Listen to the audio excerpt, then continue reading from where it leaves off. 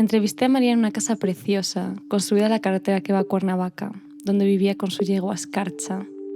Como tantas otras mujeres, había fingido orgasmos porque el otro siempre era más importante. Ella creía que el placer tenía que ver con la capacidad de entrega y los agujeros, y que era necesario estar abierta para penetrar y dejarse penetrar. Que el placer era un saber vivencial que atravesaba las ideas y el cuerpo. María pensaba que si siguiera sus fantasías moriría de placer, pero moriría feliz. Y si pudiera elegir su muerte, quisiera morir de un orgasmo cuando fuera viejita.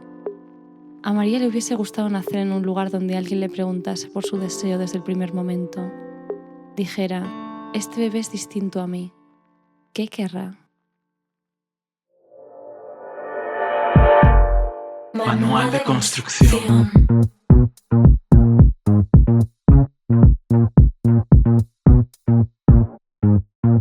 De construcción.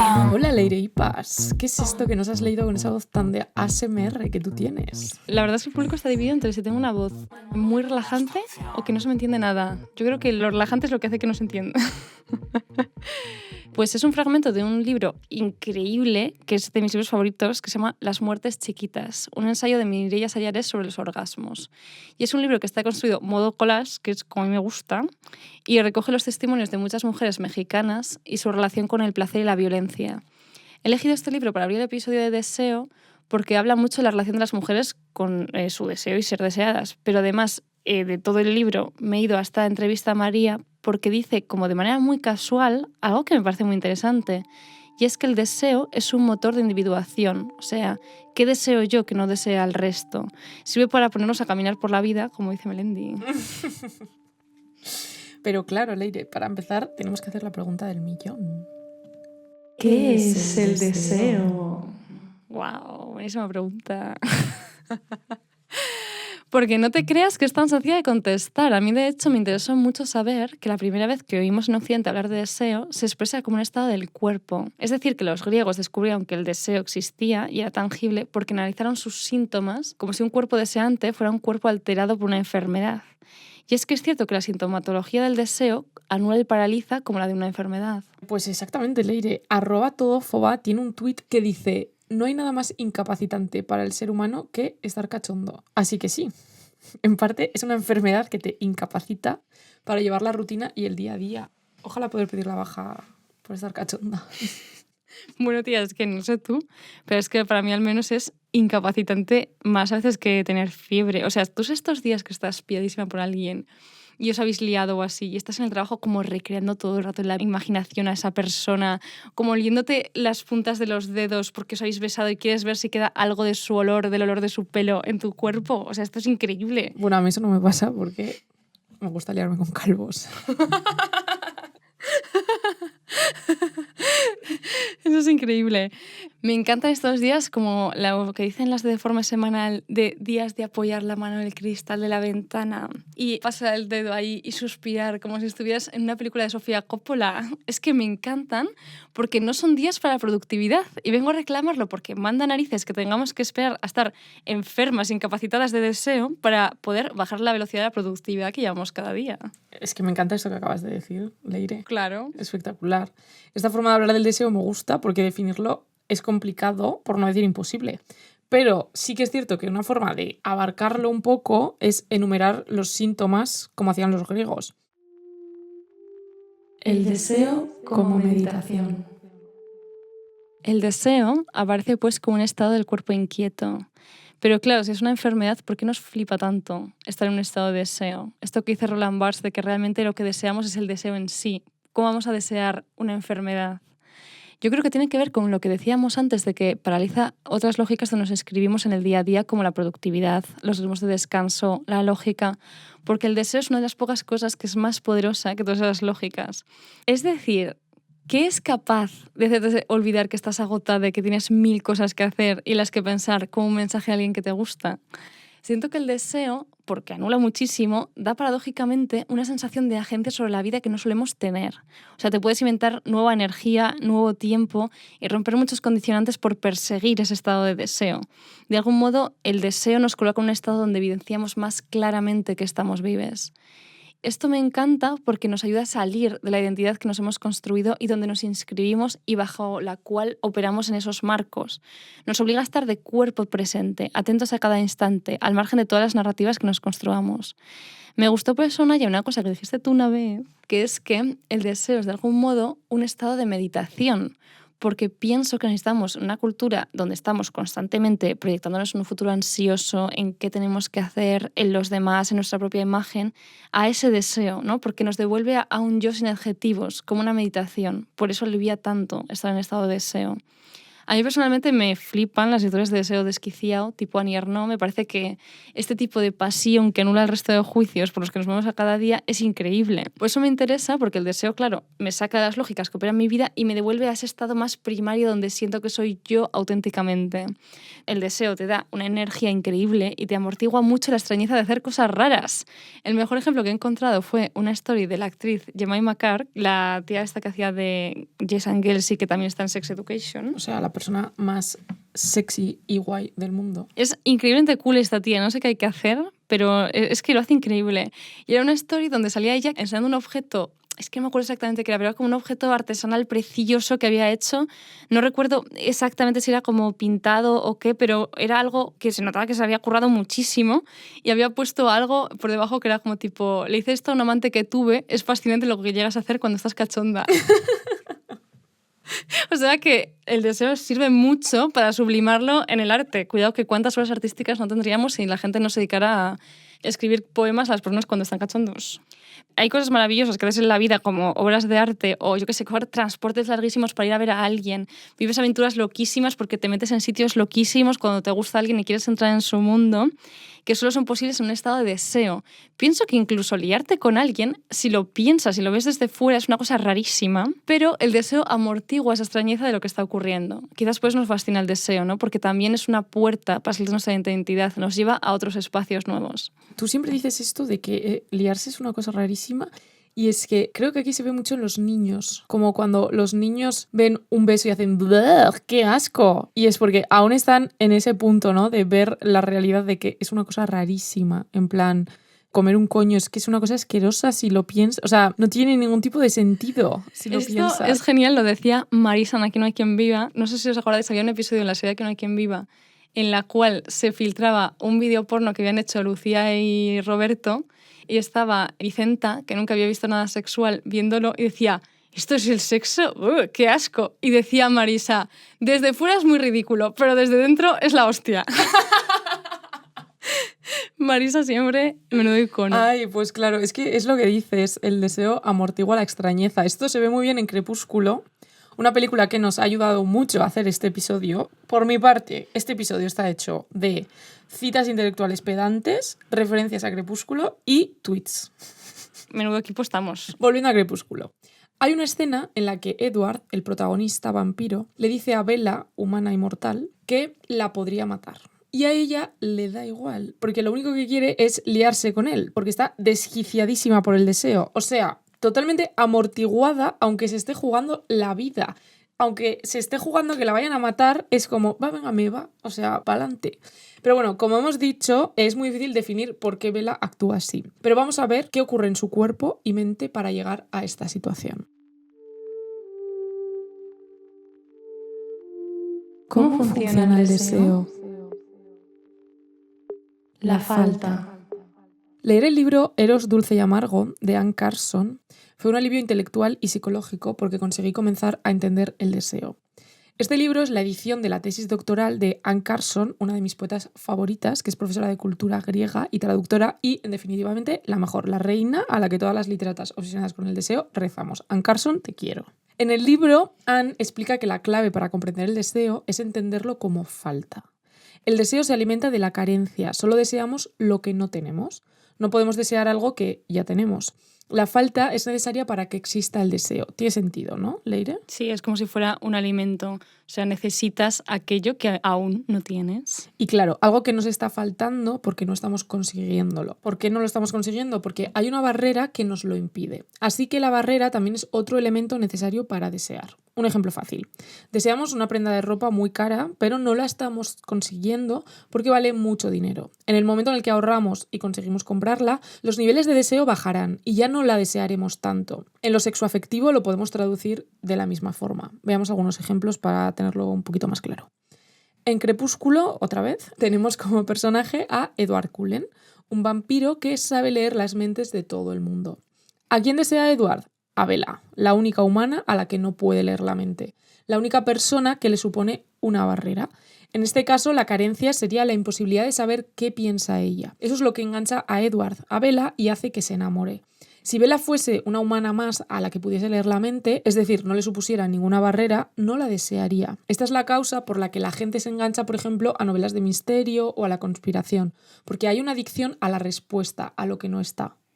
Claro, hay una cosa muy interesante que se relaciona con esto y me parece muy buena metáfora de cómo funciona el deseo, que es una cosa que dijo un escultor en Encuentros de Arte Joven el año pasado y ejemplifica perfectamente esta adicción al misterio. En una mesa redonda comentó que él siempre esculpía manos y yo, claro, persona obsesionada por teorizar sobre cómo las manos son la puerta hacia el otro, pero a veces lo único que ves de ti misma, no sé qué, la herramienta de contacto, le pregunté porque digo, ¡buah! Más materia para mi pedrada, ¿sabes? Entonces era como, ¡buah! ¿Y qué es lo que te interesa de las manos, no? Esperando una respuesta elaboradísima. Y él solo contestó, si supiera que me interesa de las manos, probablemente habría dejado de esculpir manos hace tiempo. Eso me impactó muchísimo, me pareció mucho más interesante porque es el misterio hacia qué es lo que le interesa de las manos lo que está alimentando su producción artística. Mira, de nuevo, sublimación artística, súper bien. Y es que el deseo deja un espacio entre nosotros y el objeto deseado que hace que nos movilicemos para dar de comprenderlo. Por ejemplo, produciendo muchas manos hasta que entiendas qué es aquello que te está moviendo de ello.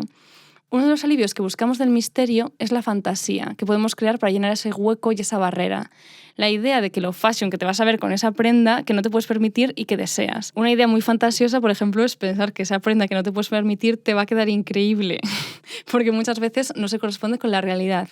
Otro ejemplo interesante es que para mí el deseo que siente el vampiro Edward por Bella es muy útil para la proliferación de las fantasías. Creo que uno de los motivos por los cuales idealizamos mucho aquello que deseamos es porque, como aún no sabemos tanto de ello, podemos imaginar que es exactamente como queremos que sea. Es decir, Edward puede proyectar en Bella todas sus fantasías y pensar que todo aquello que no conoce de ella es maravilloso, mientras que con otra chica humana, la cual pudiese leer la mente, no habría ese espacio para la fantasía, nos quedaríamos solo con la mundanidad de la realidad. Claro, nuestras obsesiones muchas veces se nutren de ese desconocimiento. Para mí, por ejemplo, la filosofía es naturalmente erótica, porque las respuestas nunca se presentan del todo, y por ello siempre me atrae y la deseo. Por esto mismo, Anne Carson dice una frase icónica en su libro, que es que los poemas de amor no van del amado, sino del hueco, de esa falta, es decir, del propio deseo, ¿no? Igual de icónica es una canción que expresa perfectamente cómo funciona el deseo, que es la de Alex Ubago de Me muero por conocerte, saber qué es lo que piensas, abrir todas tus puertas. O sea, Alex Ubago es increíble porque reconoce que no sabe realmente quién es la persona que ama. No dice un me encanta como eres, que realmente es asumir que la fantasía que tienes es real, sino que asume que tiene que aprender a descubrir a la otra persona, ¿no? Expresa su deseo abierto y vulnerable por desvelar el secreto que entraña al otro. Como decías, Naya, el sujeto de la canción no es la amada o el amade, porque no tenemos ni idea de si Alex Ubago era queer, sino ese hueco, ese desconocimiento que tiene de ella. El deseo como ciclo. Algo importante también para entender el deseo es que es cíclico. Tiene sentido su funcionamiento, al final es el que ya hemos explicado. Deseo algo, lo consigo. Ya no lo deseo, deseo otra cosa. Esto ya lo explicaba Safo, que es esta poeta clásica a quien Anne Carson ha estudiado y traducido, que vivía en Lesbos y es un poco como el Thor de las lesbianas, ¿no? Eros es el deseo en griego, ¿vale? En este podcast lo llamaremos indistintamente Eros o deseo. Eros, como ciclo, arrasa y vuelve a aparecer constantemente, forma parte de su naturaleza. Esto, claro, convive muy mal con el sistema de amor romántico que se ha propuesto en nuestra sociedad actual. Sara Torres, otra de las diosas literarias de las lesbianas, contó en su presentación en Pamplona de La seducción, su último libro, que lo que ha hecho nuestro sistema monógamo con este ciclo del deseo ha sido decirnos que solo una de esas vueltas es la verdadera. Pero Safo acepta todas estas vueltas como verdaderas y de hecho educaba para prepararse para este ciclo. Hoy en día el poliamor o la anarquía relacional hace lo mismo cuando crea el concepto de energía de la nueva relación. Es decir, este momento en el que estamos completamente desquiciadas por el deseo y nuestro alrededor tiene que entenderlo, que estamos con esa energía de la nueva relación que nos ultracheta, como dirías tú, ¿no? Y me parece muy liberador entenderlo así, ¿no? Como que desde la época clásica Safo lo había entendido y hoy en día estamos aquí, la gente poliamorosa, pensando cómo gestionar esto y es exactamente lo mismo, ¿no? Para mí también hay una cosa muy chunga que quizás no es tan evidente del solo entender que una de las vueltas del deseo es la verdadera, que ya no es lo que decimos de que invalida todas las anteriores, que son totalmente horrible y que como que te quita tu historia y tu personalidad, sino que paradójicamente siento que también rebaja la intensidad de la que consideres la buena. Es decir, decirle a alguien que es tu amor verdadero no solo invalida que hayas deseado a otras personas y que esa persona haya deseado a otras personas, invalida lo complejo que es esa situación, sino que convierte vuestra relación en la única que puede ser, casi como si cumpliese un rol predeterminado que es el de ser la pareja perfecta. Es decir, el mito romántico devalúa la excepcionalidad de vuestra relación, porque no entiende los matices que puede tener una relación concreta. No dice, wow, con esta persona encajas de esta y esta manera y con otra encajarías de esta y otra. Claro, el problema es que esta relación que tú consideras la buena se vuelve el único modelo que nos satisfacería, en un papel determinado que no tiene ningún tipo de potencia para cambiarte ni para ver la excepcionalidad que tiene, sino es simplemente lo que tiene que ser. Hasta aquí más o menos todo correcto con el deseo, ¿no? Nos empuja a mover nuestras vidas y nuestros ciclos pueden ser bellos y útiles, todos ellos. Pero el problema aparece cuando nos damos cuenta de que este ciclo donde deseas algo hasta que lo tienes y pasas a desear otra cosa se parece mucho a lo que ocurre en los espacios de consumo. Es decir, casi todas las personas tienen sentimientos de vacío en algún momento de nuestro interior, de que nos falta algo, y como no sabemos qué es exactamente, ya viene la cultura dominante a darle una forma concreta y conseguible para que puedas llenar ese agujero. La escritora y pensadora Simone Weil hacía una distinción bastante útil entre aquellos deseos que son posibles de satisfacer, aunque sea por un instante, y el deseo como tal, que por su naturaleza es imposible satisfacer. Y el problema es que muchas veces confundimos estos deseos y eso puede llevar a bucles de consumo y a la frustración. En un vídeo increíble que hizo mi ídolo, la youtuber ContraPoint, sobre el deseo, dijo una frase increíble que es un poco difícil de traducir al castellano porque es como I think I crave because I yearn. Algo así como que siente que sus demandas concretas, sus necesidades, nacen de un anhelo imposible de satisfacer. Decía que es así como funcionan las adicciones, ¿no? Buscas un chute concreto de algo satisfacible para aliviar un vacío en concreto. Pero pienso que es como funcionan muchas otras cosas que no son realmente adicciones. Siempre le das una forma a tu vacío de aquello que crees que te falta para alcanzar la plenitud. Cuando tenga un trabajo estable estaré tranquila. Cuando tenga una pareja estable estaré tranquila. Cuando tenga dinero estaré tranquila. Y esto ha sido muy útil para el capitalismo y para el consumismo porque ofrece muchas de esas cosas concretas para que puedas darle una forma concreta, aunque sea efímera, a esa inquietud que todos llevamos en algún momento dentro. Lo cierto es que vivimos una cultura que se relaciona de una manera un poco rara con el deseo. Por un lado, vemos que convierte todos los deseos inconcretos en deseos conseguibles para acelerar los circuitos de consumo. Pero por otro lado, es una cultura que también busca mucho consumir al otro.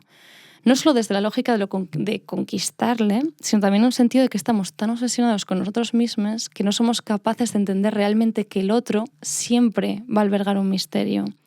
Por eso me he tenido que ir a Alex Ubago para buscar a alguien que hablase del misterio del otro, porque es que asumimos que ya sabemos lo que queremos y por eso es muy difícil buscar productos de cultura que entiendan ese misterio, ¿no? Siempre es como, sé quién eres, sé lo que quiero, eres exactamente como quiero, en vez de decir, no sé quién eres aún, pero me interesa.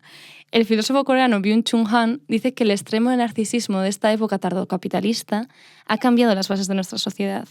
La consecuencia es que el otro desaparece.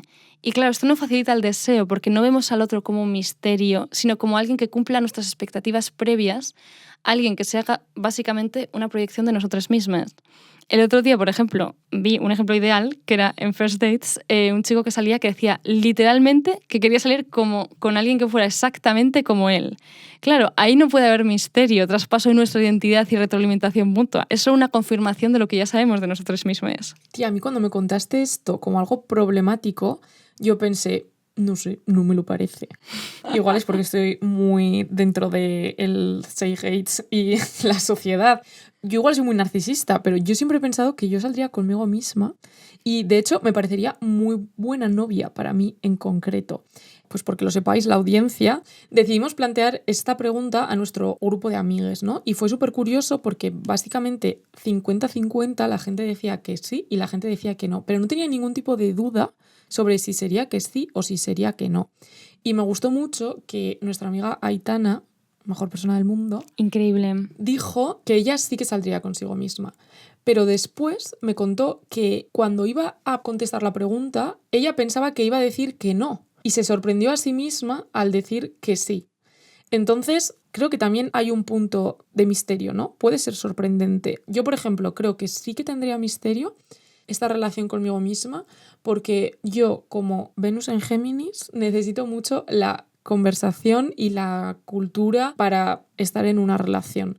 Y al final, yo creo que siempre tendría un interés por leer más, ver más películas, no sé, y tener más información que me podría venir de manera externa, ¿no? Y como comunicarla conmigo misma y conversarla conmigo misma porque es algo que ya hago y me gusta. Quizá donde sí que podría haber menos misterio podría ser como en la parte sexual, no lo sé. Pero luego también como buena Cáncer, esto está quedando muy millennial horóscopo, pero bueno, soy muy maternal, entonces también me cuidaría mucho a mí misma, pero también necesito a alguien que me cuide de la misma forma. Entonces, tía, no sé, yo creo que sería muy buena novia. Gente que nos escucháis, oyentes, no tienen nombre aún, nuestros seguidores. Eso, estoy flipaos. Yo creo que no hay que ponerse nombre. Vale. Bueno, oyentes, audiencia, ¿qué opináis de esto? ¿Saldríais con vosotros mismos o no? Como no tenemos gente que nos conteste esto, porque esto no es un programa de esos modernos donde de pronto la gente coge y participa, te voy a contestar yo. Que yo no saldría conmigo misma. Pero no porque me caiga mal, sino simplemente es porque siento que necesito salir con alguien que me sorprenda. Que, por ejemplo, Aitana, al sorprenderse a sí misma, me hace ver que somos dentro de nosotras mismas como muy inabarcables, ¿no? Entonces igual estoy equivocando mi lógica, pero claro, todo el mundo tiene razones diferentes. Para mí me interesa mucho la parte de cuando conoces a alguien que te sorprende mucho, mucho como es, porque de algún modo como que supone como una especie de reto para lo que tú eres. Y esas tensiones me interesan mucho porque son en esas en las cuales no es como que me compensen, en plan como para crear un producto final que sea esa relación perfecta de uno aporta, yo qué sé, el cuidado y otro aporta la locura, sino simplemente es como que siento que aprendo nuevas maneras de hacer. Y para mí mi objetivo en la vida siempre ha sido como aprender nuevas maneras de hacer e integrarlas dentro de mí, no tanto como el conseguir un objetivo concreto. Entonces como que me resulta más placentero salir con personas que no son yo, aunque bueno, también mi novio es igual que yo, entonces, wow, eso hay que verlo. Pero de algún modo es como que integro cosas que ellos tienen que no tengo yo, y eso me interesa bastante. Pero claro, esta es una pregunta, la de si saldrías contigo mismo, muy actual, porque en esta época la libido prefiere invertirse en uno mismo. Por ejemplo, me parece muy fuerte lo que dice Liv Stronsky en su cómic de No siento nada, de que ahora mismo la mayoría de gente prefiere sacarse un selfie sexy antes que fotografiar a otros, porque al final no salimos de esa lógica súper maximalista de nosotros mismos, donde no cabe esforzarse a entender ni a desvelar el otro como un misterio. El filósofo Zizek dice que en vez de dejarnos sorprender por el deseo, básicamente lo que estamos haciendo ahora es rellenar una lista de cosas que deseas en el otro, como si fuéramos un consumidor que ha pedido un producto. Y claro, esto es lo que aparece en First Dates, ¿no? No solo en este chico, sino muchas veces. De decir, quiero un chico alto, moreno, atento, que le guste el fitness. Básicamente están describiendo el producto que quieren obtener para encajarlo en lo que ellos ya son. O sea, no hay ningún tipo de transformación, ni de sorpresa, ni de misterio en el otro. Y cuando no obtienen lo que han pedido, porque Carlos Overa de pronto les trae como un chico bajito, tal, no sé qué, se sienten defraudados, ¿no? Como un consumidor descontento que viene a quejarse porque el cliente siempre tiene la razón. Eva Youth explica en otro ensayo muy conocido, que es El fin del amor, que te digo, Leire, es bastante tocho, a mí me costó, pero básicamente explica lo que acabas de contar, ¿no? Cómo el amor ha sido capitalizado y consumido por las lógicas de producción. Y genera un concepto que es el de las relaciones negativas, que igual te suena. Con esto se refiere a que hoy en día, antes de entrar en una relación amorosa, calculamos qué podemos ganar, qué podemos perder, y antes de entrar en la experiencia amorosa, como si de una inversión en bolsa se tratase, decidimos una cosa u otra. Has tenido suerte que no te he metido citas porque tengo un libro en Sangüesa. Bueno, es igual, en plan, la audiencia está perdiendo un momento increíble de citas. Bueno, es lo que hay. Voy a hacer yo una cita de estas de las mías, que es como traer una referencia que no viene a cuento. Un personaje que, por ejemplo, está súper desconectado de cómo funciona el deseo porque actúa solo como un consumidor refinado que tiene claro lo que quiere, es el personaje de Nate en la serie de HBO Euphoria. Cuando aparece el personaje de Nate, se nos presenta diciendo que creciendo, Nate hizo una larga lista mental de todas las cosas que le gustaban y no le gustaban en las mujeres. Dice, le gustaban las faldas de tablas y los shorts vaqueros, pero no aquellos tan cortos donde se podía ver los bolsillos. Le gustaban las manoletinas y los tacones, pero no le gustaban las zapatillas de deporte ni los zapatos de vestir. Aceptaba las sandalias mientras estuvieran acompañadas de una pedicura recién hecha. Le gustaban los muslos delgados, pero odiaba los tobillos. Le gustaban las marcas de bronceado, los cuellos largos, los hombros delgados. Le gustaban los portes rectos y los perfumes afrutados. Le gustaban los labios carnosos y las narices pequeñas. Le gustaban las gargantillas mientras que fuesen muy delicadas y odiaba a las chicas que se sentaran como chicos, hablaran como chicos o se comportasen de manera masculina. Y no había nada sobre el planeta Tierra que Nate odiase más que el vello corporal. Esa es una de las primeras cosas en las que se fijó de Maddie, que ella no tenía ni un pelo. Claro, esta serie describe muy bien cómo Nate no elige a esta chica, Maddie, como pareja, porque se sienta atravesado por el eros, incapacitado por el misterio que ella alberga, sino que es una chica que cumple todas las características que él ha decidido previamente que quiere en una chica. Él la elige de una manera muy racional, consciente que eligiendo que salir con alguien que representa tan certeramente el arquetipo de la feminidad, él se va a sentir más respetado y más masculino. O sea, Maddie es una proyección de sí mismo y de su identidad como tipo duro. No hay un misterio real por conocer a la otra persona. No se muere por conocerle ni abrir todas sus puertas, porque él ya piensa que sabe lo que quiere de la persona que ame, que es que lleve shorts cortos y sandalias, que no tenga ni un pelo. No es un me muero por conocerte, no es un movimiento erótico. Esto no debilita la identidad, sino que la reafirma. Por eso tiene una relación tan conflictiva con el hecho de sentirse atraído por otra chica llamada Jules, ¿no? Porque esa chica no encaja en esa descripción concreta que le ha hecho, sino que es pues, una chica trans creativa y dulce que no cuadra con lo que se supone que él ha decidido que quiere una mujer, porque así alimenta su imagen. Sobre el deseo en Euphoria también ha hablado la maravillosa creadora de contenido y nuestra ídola personal, Estela Ortiz. Una chica listísima que ha pensado mucho sobre el feminismo, el deseo y las relaciones en el marco de nuestra sociedad neoliberal. Como sé que ella ha pasado mucho tiempo investigando las dinámicas, las apps de ligoteo, le hemos preguntado si siente que esto que le pasa a Nate, esto de que busca algo concreto para agrandar su imagen, es algo que nos pasa un poco a todos en estos espacios. Nos ha contado lo siguiente. Hola amigas, si me preguntáis sobre Tinder y deseo o aplicaciones porque Tinder ya está un poco desfasado, aplicaciones de ligar y deseo, me parece muy interesante la relación que ha habido siempre entre las tecnologías que crean imaginario, ¿no? Ya sea la literatura o ahora el audiovisual o ahora también pues, en la literatura o narrativa que se crea en los perfiles de Tinder de la gente, cuando se crea su perfil, ¿no? Cuando decide qué poner, qué no poner, qué descripciones usar, qué fotos usar, ¿no? Que todo esto es muy interesante cómo estas tecnologías de la representación o estas tecnologías que crean el imaginario se han convertido en el referente y nuestra experiencia de vivir ese deseo, de vivir esa voluntad de llegar a esta vida aspiracional o esta como especie de vida de, entre comillas, éxito, está sometida a ese imaginario. Pues que es tan heavy porque el imaginario lo inunda absolutamente todo, ¿no? No solo en torno al deseo romántico, sino al deseo pues, aspiracional, ¿no? Pues qué tengo que ser, qué me tiene que gustar, qué tiene que hacerme feliz, qué aspiraciones tengo que tener, qué valores tengo que priorizar, ¿no? Y me parece muy interesante porque Tinder es un espacio en el que esas narrativas se ven muy claras, ¿no? Cómo una persona decide autorrepresentarse en una aplicación así, ¿no? No solo en aplicaciones de ligar, que es algo muy concreto que tiene que ver con los sexoafectivos, sino también en Instagram o en redes sociales, pero también lo que busca las personas en esas aplicaciones, ¿no? Y es muy curioso porque obviamente lo que buscan, o que lo que buscamos, no me voy a excluir porque obviamente no estoy por encima de todo esto, es algo que está muy predefinido y que tiene mucho que ver con la construcción que nos hemos hecho de nuestro propio personaje. Yo soy así, por tanto tengo que estar con alguien así, ¿no? Yo soy femenina, por tanto tengo que estar con un chico masculino que me pueda proveer, que sepa lo que quiere, que no se muestre vulnerable, ¿no? O sea, hay como esas proyecciones de qué personaje va a encajar con el personaje que yo he creado. Y todas esas son narrativas que al final están súper sometidas al imaginario colectivo y a lo que relacionamos con el éxito, no solo el éxito sexoafectivo, sino el éxito vital y los valores relacionados con esto, ¿no? No sé cómo creéis que nos afectan estas ficciones a nuestra experiencia. Me parece como muy interesante esta relación. Un abrazo. Ay, Estela, qué suerte tenerla aquí. El hada de las heteras y las bisexuales que nos bendice con su varita mágica de conocimientos sobre el amor romántico. Claro, es que no sé si habéis visto los vídeos de Estela, buscadla, pero siempre tiene como una varita increíble y siento que eso es lo que ha hecho aquí, ha hecho ¡pling! Y nos ha dado esta información que me parece muy interesante, sobre todo esto de que al final el personaje que nos hacemos en redes para seducir al otro dice mucho lo que consideramos que es ser atractivo y por lo tanto dice mucho de los cánones de éxito que tenemos integrados. Tía, yo me he sentido apeladísima por lo que ha dicho esta persona.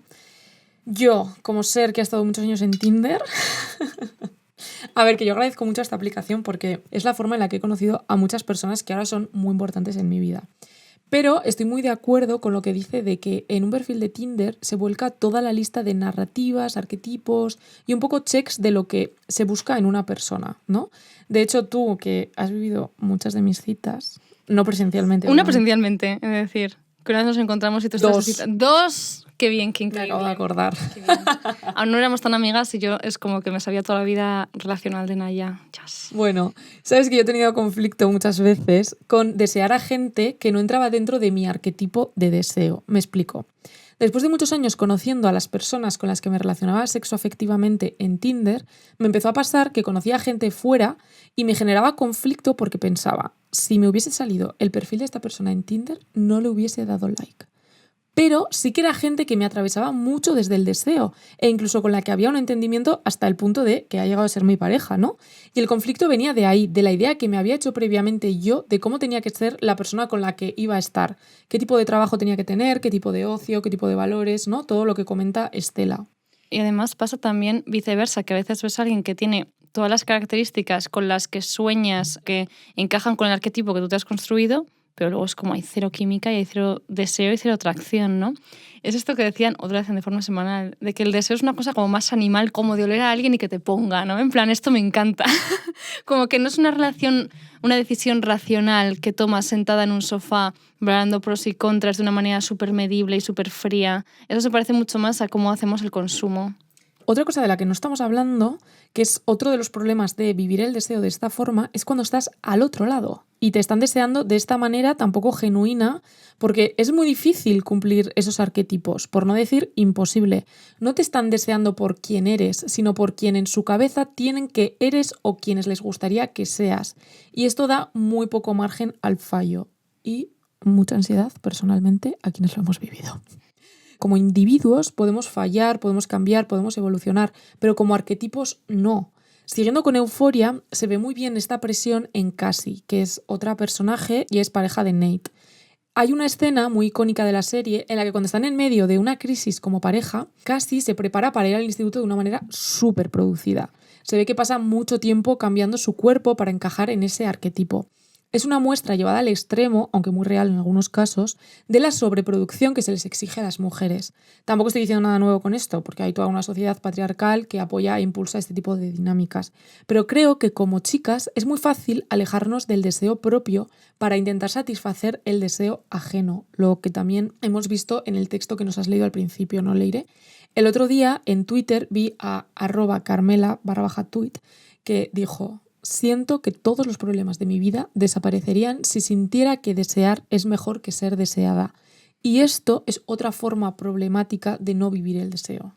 Claro, yo creo que también esta es una de las razones por las cuales me interesan tanto, como he dicho antes, las historias de mujeres desquiciadas de deseo. Es decir, nadie diríamos que Annie Ernaux tiene una relación saludable con el deseo, pero también hasta qué punto puedes tener una relación saludable con el deseo si es una enfermedad, ¿no? Porque claro, la tía está desquiciada por él. Por otro lado, me encanta tener referencias de tías que genuinamente están tan pendientes de su propio deseo que pierden un poco los papeles y hacen el ridículo, porque siento que es una imagen mucho más novedosa que este tipo de tías y de personajes como el de Cassie, que está tan pendiente de estar deseada que pierde los papeles, pero solo para ceder su identidad, para encajar en el arquetipo que quiere otra persona. O incluso me parece más interesante que las historias de gente como Nate, que lo que hace es no dejarse atravesar por el eros y buscar una posición firme, cerrada frente al deseo, y eso le impide la transformación y está condenado a repetir constantemente las mismas relaciones con el mismo tipo de arquetipo de personas, simplemente buscando una que genuinamente haga bien el papel que espera de ella. Es decir, no está abierto a la transformación. El deseo es triangular. El último punto importante para entender el deseo es conocer su forma triangular. Es difícil visualizarlo en un podcast, pero te animo a dibujarlo. En una esquina tendríamos al deseante. En la otra esquina tendríamos lo deseado. Puede ser un objeto, una persona. Y en la última esquina estaría la carencia. Esto que hemos hablado, ¿no? La barrera, esa imposibilidad para conseguir lo que queremos o el propio hueco. Es necesario este tercer vértice para que el deseante se movilice hacia lo deseado. Simone Weil, de la que ya hemos hablado, esta filósofa que también estudió el deseo, lo entiende como hambre, la carencia como hambre que nos moviliza para poder comer. Es otra forma de ver este último vértice. En su libro El deseo pone un ejemplo muy claro. Cuando ya hemos comido cierta cantidad de pan, lo que sobra ya no tiene ningún bien para nosotros. Y yo no tengo suficiente bien, nunca lo tendré en ningún momento. Busco otro bien. Así que el bien no estaba en el pan, sino en la relación de convivencia que en ese momento había entre el pan y mi hambre. Así que ya vemos, sin hambre no deseamos el pan. Es necesaria el hambre para que exista el deseo por comer, es decir, es necesario el hueco y la carencia para sentir deseo. Así que el deseo siempre tiene que ser triangular. Esa carencia por un algo engancha y es a la que nos aferra el deseo. Por otro lado, es la que hace que el deseo se mantenga, porque una vez que se descubre o desaparece la barrera, pierde interés, ya no existe el deseo. Esto también es importante entenderlo para saber cómo funciona el erotismo. En esa triangulación, dentro de esa falta, entra en juego la anticipación. Cuando aún no tenemos a lo deseado, imaginamos cómo será, cómo actuará, qué podremos hacer, y esto alimenta al deseo. La anticipación es el placer básico del erotismo, es cómo funciona. Si lo pensamos, lo erótico nunca es el acto sexual en sí mismo, sino la preparación y el adelantamiento a él, y muchas veces tiene más poder que el hecho en sí. ¿Y por qué tiene más poder? Porque hay más falta y por tanto un deseo más alimentado y más amplio. La liberación entonces es solo placentera por la tensión acumulada en previsión al placer. Sin tensión no hay liberación y sin anticipación no hay placer. Una vez que hemos explicado todo esto de los bucles del deseo, de cómo cada vez que deseamos algo, si lo conseguimos, ya no lo vamos a desear más, entramos en lo que para mí es una quimera, que sería la quimera del desear. ¿Cómo relacionamos todo esto? ¿Cómo gestionamos el deseo con el tener una relación de pareja, ¿no? El otro día vi un tuit de Celia Castellano que decía, preguntándole a ChatGPT qué hago con el deseo. Y es que sí, más o menos hemos entendido qué es el deseo. Pero ahora, ¿qué coño hacemos? Mientras hacía este guión, escribí a Marcos y le dije, es tan triste el deseo, Marcos, porque una vez que lo entendí me pareció muy desalentador. En primer lugar, es un círculo interminable. Lacan lo explica. El deseo cree que quiere ser satisfecho, pero lo que realmente quiere es seguir deseando. El deseo es deseo de deseo. Somos como yonkis del deseo, que esto también lo dijo otra de mis tuiteras favoritas, que es @ccvrmn Carmen, en un tuit que me encanta. Yo antes que persona soy yonki del deseo. Ya he avisado que este episodio eran citas pedantes y tweets. Con esto quiero decir que el objetivo del deseo, de alcanzar lo deseado, es falso. Enmascara su verdadero fin, que es reproducir su propio movimiento circular evitando repetidamente su objeto. O, como también dice nuestro querido Barthes, deseamos más el deseo que el objeto deseado. Así que estamos eternamente condenadas a desear sin parar en ese bucle de Carson. Y ante esto yo me pregunto, ¿cómo generar relaciones en las que el deseo esté presente? Yo, chica, no sé, me quedo como aniquilada y desmoralizada dándome cuenta de que mi futuro va a ser desear constantemente. Aunque por otro lado es una de las cosas que más me gusta en el mundo, porque por eso soy una yonki del deseo. Además es que me moviliza para hacer cosas, ¿no? Lo que decía Leire, conocer gente, hacer locuritas, y está genial, porque efectivamente el deseo amortigua estas locuritas que hacemos por él, ¿no? Simone Weil también nos dice que cualquier cosa puede ser objeto de deseo, que esto también es muy interesante, ¿no? Por eso existen las perversidades, porque cualquier cosa puede ser objeto de deseo. Así que bueno, no sé, me quedo con el consuelo de que puede ser divertida esta vida deseante. No podíamos dejar el podcast aquí porque es aniquilador. Entonces yo estoy forzada a ser la optimista. En fin, sin más, cuando alguien coge un papel como muy oscuro, tú tienes que coger el otro. A ver, yo soy más optimista, pero esto es verdad en lo que se refiere al deseo, pero porque también pienso que como el deseo me ha dado excusa a veces para librarme de mi identidad con la que me proyecto, al final el deseo es que cada Leire del pasado sea distinta a la anterior. Por eso no creo que haya que vivir como un fracaso el fin del deseo, sino verlo como la culminación de una transformación personal. Hace poco estaba volviendo a ver Sexo en Nueva York, como tú bien sabes, porque intentaba desconectar del podcast y es que solo hablan de temas que nos devuelven constantemente al podcast. Por eso yo estoy viendo Mujeres Desesperadas que no hablan del podcast. Eso no, buah, y me estoy viendo muchos vídeos, soy una pringada y habla todo el rato de temas que están en el podcast. Es que parece que no, pero es que cuando estás obsesionado con algo como que todo aparece y todo tiene que ver, es horrible. Amor, y has traído Aquí no hay quien viva, o sea... Ya, sí. Pues además de Aquí no hay quien viva, también estoy viviendo Sexo en Nueva York. Y la trama de cada protagonista gira alrededor de las transformaciones personales que suceden solo en el plano del deseo, porque básicamente va todo el rato de sus ligues. Esto es así. Charlotte, por ejemplo, era como Nate. Había imaginado de una manera súper concreta cómo sería su futuro marido. Un hombre elegante, de clase alta, cristiano, que de algún modo funcionase como una proyección de su propia identidad.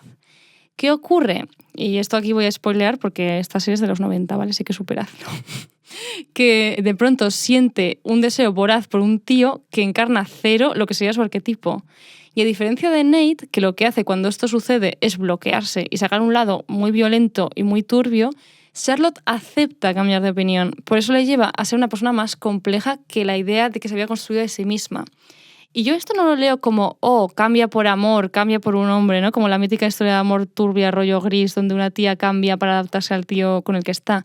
Sino que siento que Charlotte sí que descubre cosas nuevas de sí misma, que van a formar parte de su proceso personal incluso cuando esta relación termina. Porque hay un momento en el que ella se hace judía por la relación, porque está muerta de deseo por un tío, y luego esa relación se acaba y dice, buah, pero a mí el judaísmo me interesa genuinamente, ¿no? Entonces al final ha habido una transición que se lleva al margen del éxito o fracaso de esa relación. Me estás haciendo darme cuenta de que yo siempre he dicho que soy Carrie, pero es que igual soy Charlotte, porque le pasa lo mismo que me pasa a mí con Tinder y las citas fuera de Tinder.